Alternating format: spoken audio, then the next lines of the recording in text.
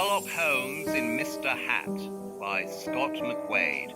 Produced by Pop-Up Theatre.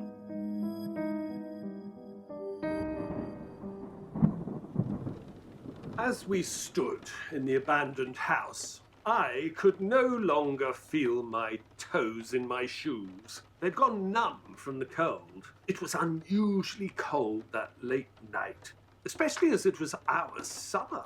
It was July the 9th, 1864.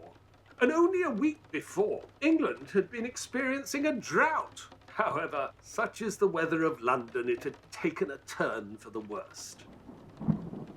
Our victim was one Enoch Drebber. He was American. He'd been travelling in Europe. Little did he know his final destination would be in that dismal house on Brixton Road. A policeman escorted us through to the crime scene. Right this way, Mr. Holmes. We were led into the small living room and immediately saw our victim. He was lying on the floor, soaked in blood. It looked like he had been bludgeoned to death. Inspector Gregson of Scotland Yard was leading the investigation. Thank you for coming, Mr. Holmes. We don't have much to go on. That is yet to be determined. The body was discovered by Mr. Jefferson Hope. He says he was walking by the house when he heard somebody shouting. He looked in the window and saw our victim lying on the floor. So he kicked in the front door, and that's when he discovered that Mr. Drebbers was already dead. Can I speak to Mr. Hope? Yeah, sure. He's over there. Could you recount your discovery of Mr. Drebber? Yeah, I was walking past the house when I heard somebody shouting, so I peeked through the window. And what did you see? Well, nothing at first. The window was frosted, so I wiped it clear, and that's when I saw Enoch lying on the floor. I quickly kicked in the door, but I was too late. He was already dead. I think I must have scared the killer away or something. I see. Inspector Gregson? Yeah? I found your killer. You have? Where is he? Standing in front of you. What? Jefferson's the killer? Yes. Mr. Hope says that he tried to look through the window but couldn't see, so he then wiped away the frost. So, frost is formed inside a window, which means Mr. Hope was inside the home when he was wiping the frost away. Hence, he is the killer. Furthermore, there's only one entrance and exit to this house, so if there was somebody inside, they would have had to pass by you as you entered. Very clever, though. His story about kicking in the door, that covers forced entry. Criminals should speak much less and make more haste. Mr. Hope, you're under arrest for murder. Take him away, Constable. At that moment, Inspector Lestrade entered the house. There's been a murder. As always, Lestrade, you are 2 steps behind. No, I mean there's been another murder. This night just got more interesting.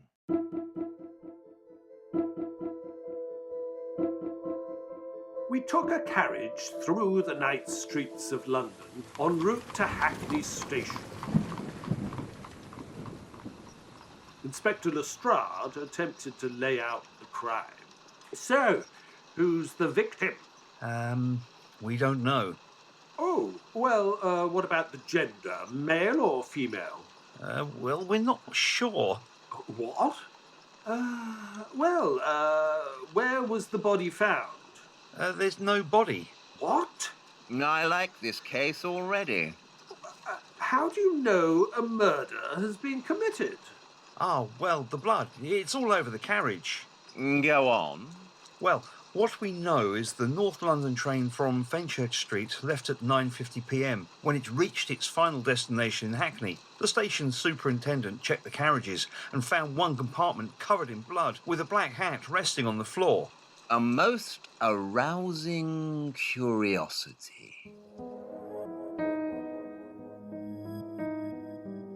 Scotland Yard had cornered off the crime scene on the platform of Hackney Station. Holmes was eager, excited by the thrill of the chase as the station's superintendent led us to the carriage in question. It's just down here, Mr. Holmes. It was a first-class carriage, which was basically a box in which the traveller was locked in until their point of destination. Holmes pulled out his magnifying glass and started to sweep the compartment for any clues. I hear you're getting married, Dr. Watson. Ah, yes. Naturally, Mary and I would be delighted to have you attend the ceremony. Oh, I'd be honoured. When is it? Well, we haven't yet set a date. Well, I'll be sure to bring my... Hat. Exactly. No, Lestrade, where's the hat you mentioned? Oh, right. Constable, could you pass me the hat? Here. Holmes examined the hat carefully with his magnifying glass, then measured its weight in the palm of his hand, before eventually smelling the inside rim of the hat. One of my men said he found this cane and black bag shoved down the side of the seat. Did he? Hand it to me. The cane was thick and black, topped with a heavy ivory knob sprinkled with blood splatters. The black bag was leather, expensive for a professional. The cane attributes to being the murder weapon, judging by the blood upon its knob handle. Well, this is a mystery. We have his bag, his cane, his hat, but no body. Who said it's his hat? Well, I just theorized that... Insensibly, one begins to twist facts to suit theories, instead of theories to suit facts. But I only said... Now look at this squashed, meagre hat. Now compare it to the upper-class richness of the cane and its counterpart, the expensive leather-bound bag. Do you not see any inconsistencies in our victim's attire? Well, I didn't think... Precisely. Thinking is the hardest work there is, which is the probable reason why so few engage in it. Well, then, please enlighten us, Holmes. Very well. Your killer is a German tailor. You got that just by sniffing a hat? Partly, yes, my learned friend. The hat has a lingering fragrance of eau de Cologne, which is a very popular perfume, first released in the town of Cologne in Germany. Hence the phrase for men's perfume, cologne. And why is he a tailor? The inside of this hat has been sewn together using a tailor's tack. Judging by your blank expression, I'm guessing you have no idea what that is. Allow me to educate you. A tailor's tack is a loose-looped stitch that is cut on the fabric as an indication as to where to stitch. This type of stitching is used in tailoring and not by a hat milliner. The sewing by a milliner starts on the back of the hat using a narrow zigzag stitch to begin the lining of the hat. Observe, this hat does not follow that technique. I surmise that the killer accidentally picked up the wrong hat on his quick exit. So, it is a case of where is the other hat and who is Mr. Hat. That's amazing. Yes, I know. What are you doing, Watson? I'm just writing some of this down. I like the Mr. Hat reference. Yes, very good. Please tell me this is not for your ridiculous stories. They're not ridiculous. What's this? Now you're an author now, Dr. Watson. Well, no, I'd hardly call myself an author. Finally, something we agree on. The Strand magazine has taken an interest in printing our adventures. They're not adventures, they are crime cases. Speaking of which, let's see what's in the victim's case. What's that? It's a bank receipt. Messrs. Robarts, Curtis & Co. I know that bank. It's on Lombard Street. Right you are, Watson. Just then, the station's superintendent popped his head into the train carriage. Inspector, What is it? there are two women here complaining about their capes. So, what's that got to do with me? Well, I'm just saying. They said they're splattered in blood. What? Where are these women? Take me to them. The station's superintendent led Holmes and I down the platform to two well-dressed, refined ladies. Which carriage were you in? Excuse me? Come on, I haven't got all night. Which train compartment were you both in? What's the meaning of this? Ladies, allow me to introduce ourselves. I am Dr. Watson, and this is Sherlock Holmes. Sherlock Holmes? Oh, The detective? Yes, shock, awe, admiration, blah, blah, blah. Now, the carriage, if you please. We were in that one. The ladies pointed to the carriage directly behind the compartment of the crime scene. Just as I suspected. Now, you mentioned your garments were sprayed with blood. Yes. Look, it's all over my dress. It's ruined. And on my cape, too. I assume the blood spray came from outside the window you had opened in your compartment. Yes. Now, what was the last station the train stopped at before the blood spray incident happened? Chalk Farm. Lestrade, I suggest you get your men to sweep the train tracks between the Old Bow and Victoria Park. That's where you'll find your body. The body lay on the embankment next to the tracks, just as Holmes had predicted, between the Old Bow and Victoria Park. The man in question was lying still, as blood poured from the back of his head. I checked for a pulse. He's still alive! Quickly, get some help! Men, fashion a stretcher. Hey, come on, lads, come on. Give me that. I can't believe he's still alive. Barely. His injuries are severe. I wouldn't get too optimistic if I were you, Inspector. Check his pockets for any ID. Nothing, I'm afraid. Just this £5 note. So he took nothing? Not true. His gold pocket watch is missing. How do you know that? There is a distinct imprint left on the inside pocket of his waistcoat. That marking is the result of a snap-hook pocket watch on a swivel clip. But how do you know it's gold? Oh, because of the weight. Gold is evidently heavier than silver, hence the pull on the chain, thus the imprint on his pocket. At that moment, Inspector Richard Tanner arrived at the scene. All right, men. Gently does it. Lift him onto the stretcher. Take him to Midford Castle, public house. Ah, Holmes. Dr. Watson, allow me to introduce Inspector Tanner. He's from our Metropolitan Detective Police Force Division. He's going to be heading up this case. It's quite an honor to meet you, Mr. Holmes. I've admired your work from afar for quite some time, sir. Yes, well, you can admire it up close now. The body was dropped from the carriage feet first. How can you be sure? Notice that the body's feet lay towards London while his head towards Hackney. I theorise that after the assailant knocked his victim unconscious, he lowered the body out of the carriage feet first. Now, the moment his feet made contact with the moving ground below, that dragged the body from his grip, slamming the body's head down to the ground, facing in the direction of the train towards Hackney. That would make sense. Of course it does. The attack happened on the 5-minute journey between Bow and Hackney Wick. Well, let's hope we can get an ID on him. Gentlemen? A robbery on a train. That's a first. Is there nowhere safe today in London? So it would appear. You think there's more to this than a robbery? Let's look at the facts, shall we? Our so-called robber takes nothing more than Mr. Hat's gold watch and accidentally his hat. Yet he leaves his bag, his cane, and a £5 note. Yes, that doesn't quite add up. Indeed, there is nothing more deceptive than an obvious fact.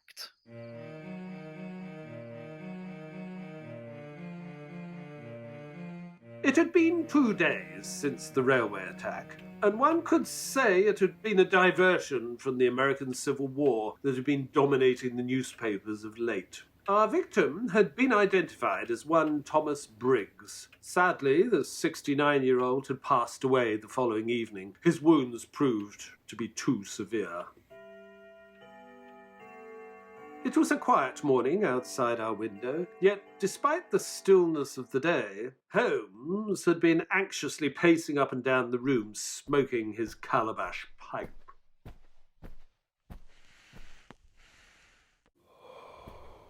The newspaper headline read, "Britain's First Railway Murder." This incident had clearly caused some unrest within London's commuters. The paper detailed the account of Mr. Thomas Briggs's movements before his untimely death. Mr. Briggs was a senior bank clerk who had just finished his shift at 3 p.m. He had then proceeded to take a bus to Peckham, where he spent his evening having dinner with his niece and her husband. Mr. Briggs then boarded the 9:45 p.m. from Fenchurch Street that would have taken him to his home station, Hackney. There's a £300 reward offered for the apprehension of the murderer.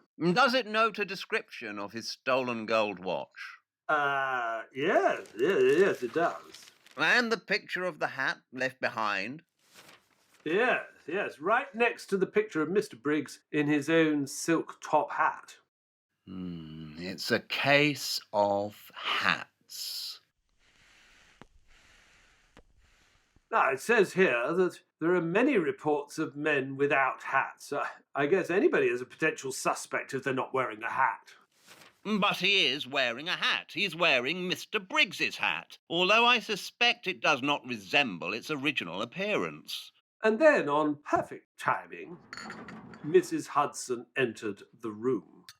Tea, gentlemen? Oh, yes, please, Mrs. Hudson. There's no time. Grab your coat, Watson. Oh. Where are we going?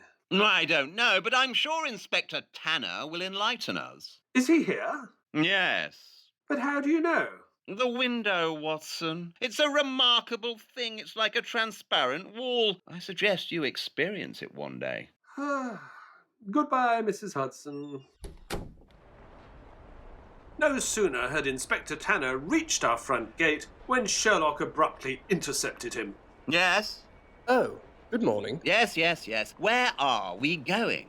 How do you know we are going somewhere? No, I didn't ask you to put a description of the watch and the hat in the newspaper for the public's entertainment. I knew it would result in leads, which is why you are now standing at my door looking like a bewildered Neanderthal. So once again, where are we going? Right. So, what did I miss? Apparently an abundance of evolution. Morning, Dr. Watson. Morning, Inspector. Yes, meaningless pleasantries have been exchanged. Can we go now? A cab driver named Matthews came forward this morning, saying he had purchased a hat that looked like the one in the newspaper, from a young German tailor called Franz Müller. Then why are we standing here? I'll get the carriage.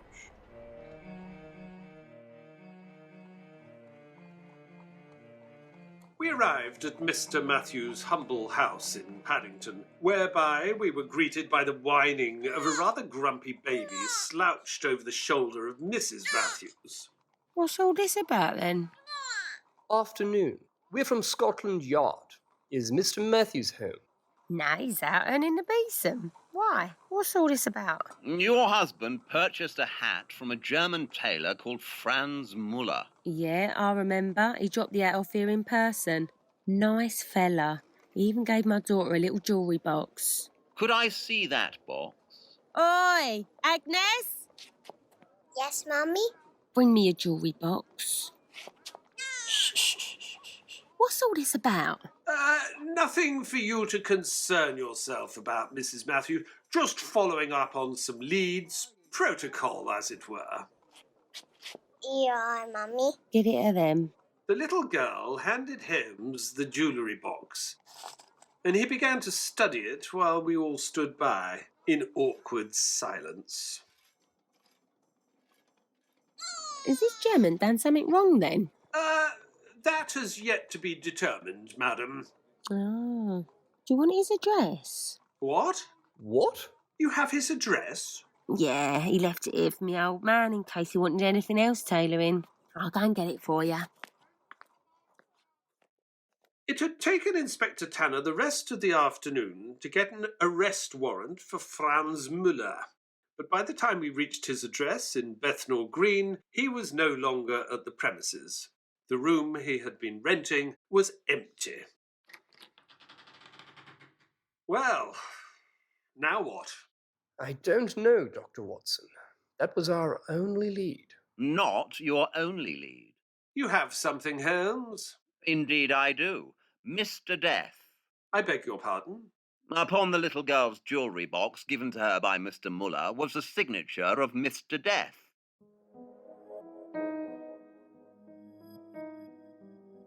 Mr. Death was actually a silversmith named John Death. He owned a jewellery shop on Cheapside Street. Yes. The gentleman was slight in build, with a sallow complexion and thin features. He was wearing a black frock coat and vest, if I'm not mistaken.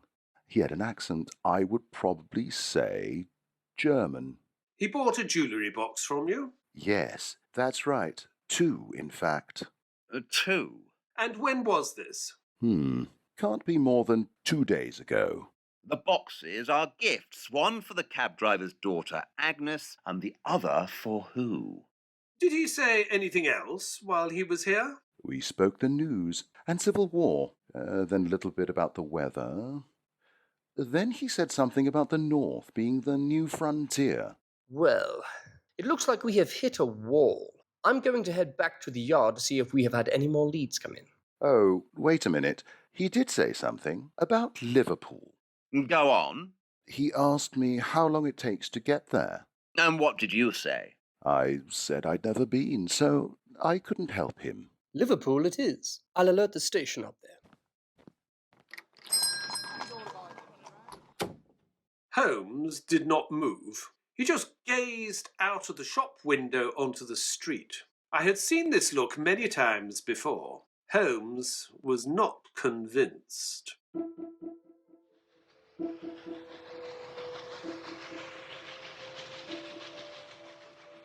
That evening, Holmes and I sat on the train bound for Liverpool. Inspector Tanner had left on a train an hour early. Once again, Holmes remained silent and still, gazing out of the train window, lost in thought as he smoked his pipe.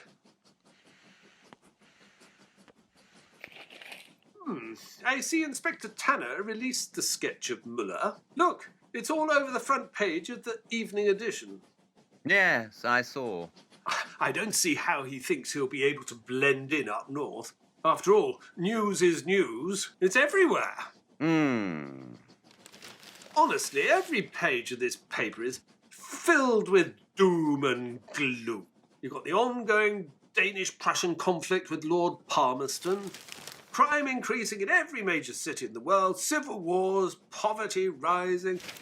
Really, what's the world coming to, Holmes? Wait a minute. Civil war? Yes, a country at war with itself. Honestly, the madness of it all. The new frontier. What's that, Holmes? Muller said to the silversmith, the north is the new frontier.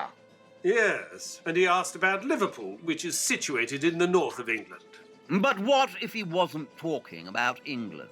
Well, if not here, then where? North America. What? Well, how did you come to this conclusion? Muller spoke to the silversmith about daily topics, the weather, the Civil War, and then said the North is the final frontier, referring to the north of America, in particular, New York. But why did he express interest in Liverpool?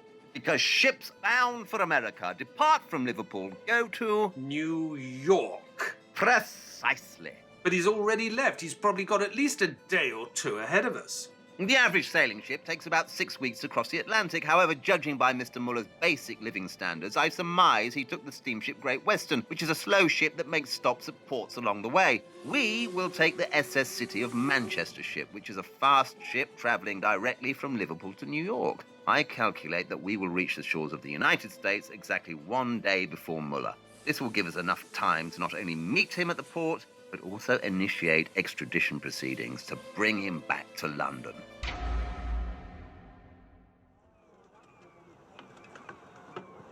The turn of events played out like so. On August the 24th of this year, 1864, Franz Müller was arrested upon arrival into New York City's port by Inspector Tanner. Holmes and I were present. Franz Müller? Yes? You're under arrest for the murder of Thomas Briggs. Amongst Müller's possessions was Mr. Briggs's gold watch and Mr. Briggs's silk top hat, although the hat had been redesigned.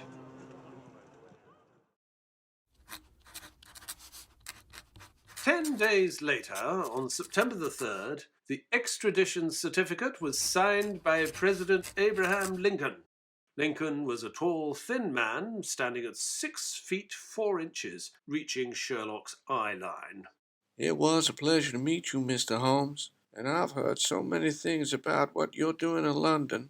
Come, let's get a photo together. if we must. Holmes begrudgingly stood on one side of President Lincoln, while I relished the opportunity to stand on the opposite side. Thank you, gentlemen, and Godspeed. As President Abraham Lincoln walked away, I knew I had just met a man of historical proportion. Outstanding, eh? Great man of our time. Yes, well, you better make the most of it. I predict he has only about 6 months or so in office before he is inevitably assassinated. What? Oh, come, Watson. His actions are noble, but this country is clearly divided in policy and belief. It's just a matter of time before someone takes him out of the picture altogether. If I were him, I'd stay away from public areas, parks, restaurants, theatres, those sorts of places. We arrived back in London in mid-October.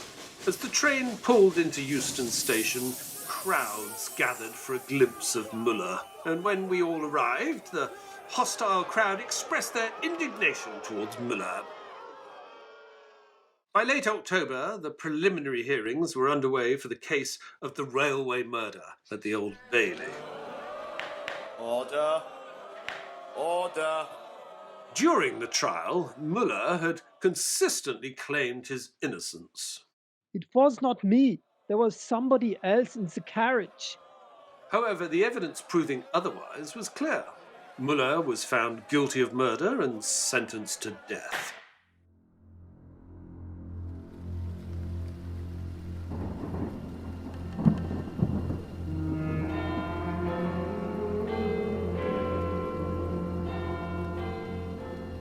The date was 14th of November, 1864.